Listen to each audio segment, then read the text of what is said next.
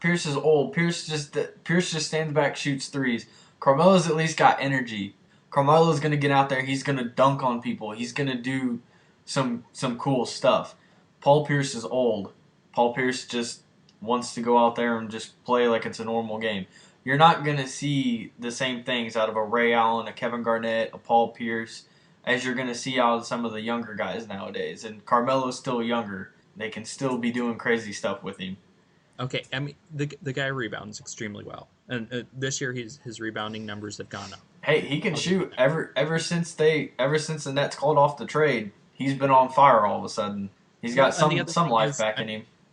as far as game winners, he's got the highest percentage of game winners over Kobe, over LeBron. He's actually the leading game winning shot player in the league There you go. as far as So percentages. I got someone to bring off the bench in case your team's got me down late. Okay, so what spots do I have open right now? Small forward, power forward, and shooting guard. I might as well just bust out my small forward power forward combination. If I'm gonna run a fast break team, which I've already said I pretty much am. I mean power forward, I'm probably gonna have to go with Marcus Aldridge. It's a good pick. That's a Um, good pick. I mean Aldridge is one of the best athletic, quick big men in the league right now, and he really makes it miserable for everybody else.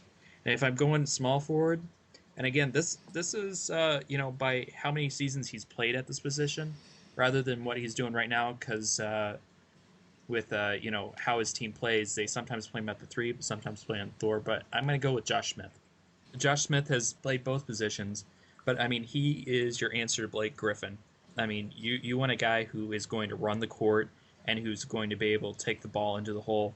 I really think Josh Smith is going to be he's going to be one of the most fun guys to watch on the court.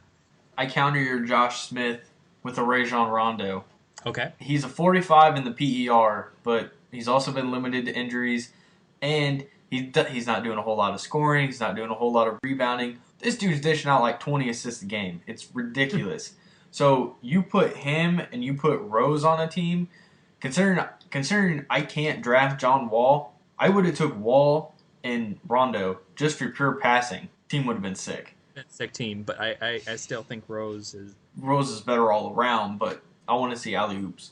and that's why I got Nash. So then with one of my last reserve picks, since I have to go center here, I'm gonna take the obvious choice and go Joakim Noah. You're going Joakim Noah. I knew that would throw you off when I Not said the obvious choice. Al Horford's good, but Joakim Noah, until he got hurt, he was one of the best players in the league. You fall in love with the hair. It is. It's the hair. It's the hair. I really would have to say though. I mean, Horford. When they were coming out of Florida, Horford played more of the four position, Yeah, he was and more of a power you know, forward. and Noah played more of the center. Well, Horford has been forced into that center role, but I still think Horford's more efficient at the role. I think he's a better player than Noah is.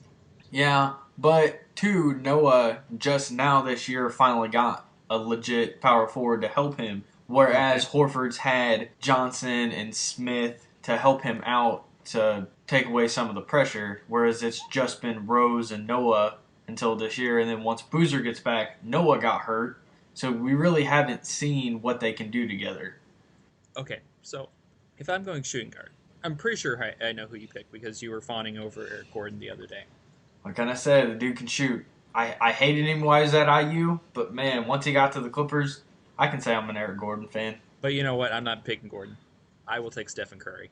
I think Stephen Curry is not only one of the best young players in the league, he has unlimited potential. He also gives you that point guard shooting guard combo, which works out well. Exactly. And the guy can not only handle the ball, but he's one of those guys who can stretch the floor and really make something, someone who I think really makes the team, a little bit better just by being on the floor.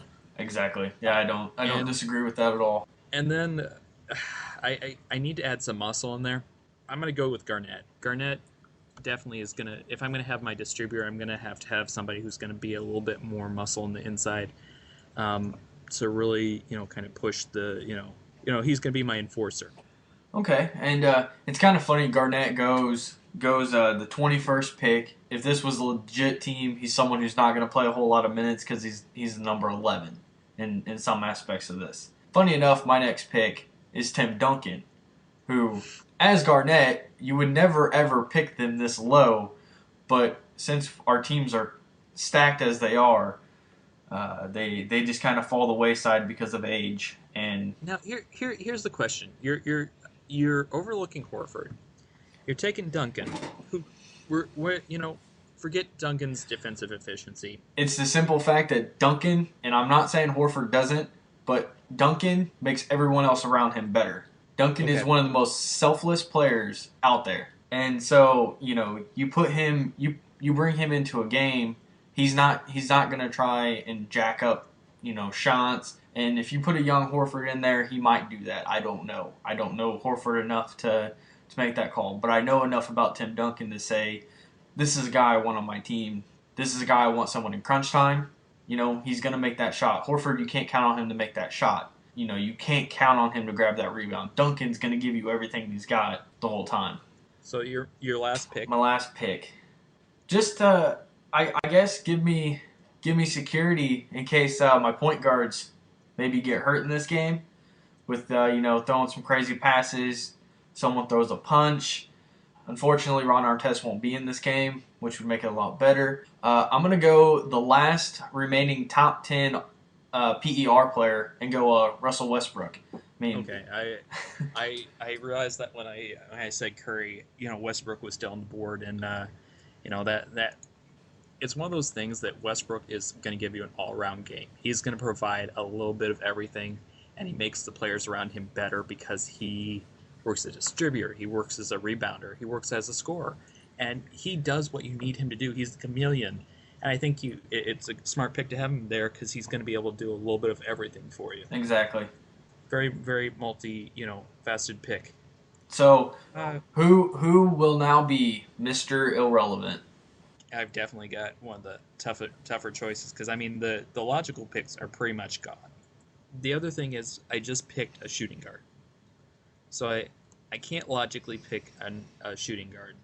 That just wouldn't make But then again, if you remember, you picked Curry, who is also a point guard. So in some aspects, you're fine. It's true. Well, in that vein, I think I still got to go with a big guy. So in that vein, I'm probably going to go with Joe Johnson. Joe Johnson. All right. All right. That's not what I was considering when you said big guy. I thought Boozer was going to go there. But I was just messing around with you. But really, Joe Johnson is another guy who can do a little bit of everything. He's getting up there in age, and I don't consider Joe Johnson to be one of the most reliable players. I don't see him always there. I see him as a guy who's always going to give you his effort, but I just don't see his shot always being there. I don't see his he can always score, but he doesn't always make the best shot selections. Can we point out? I guess you would call it the irony that Mr. Irrelevant just signed a $120 million contract. Well, he is the highest paid player in this, but I think you'll agree that the only reason he's the highest paid player is because the guys who would have gone number 1 and 2 are playing on the same team. So that is true. So with that, that was kind of our little fun draft idea we thought of put it out there. Maybe some other people will take this idea and run with it and stuff like that. I'm gonna put up the rosters up on our blog. It's called the sportschat.blogspot.com. Obviously, if anyone follows us on Facebook, you can see it up on there. And with that, we're going to end this show and check for us back next week.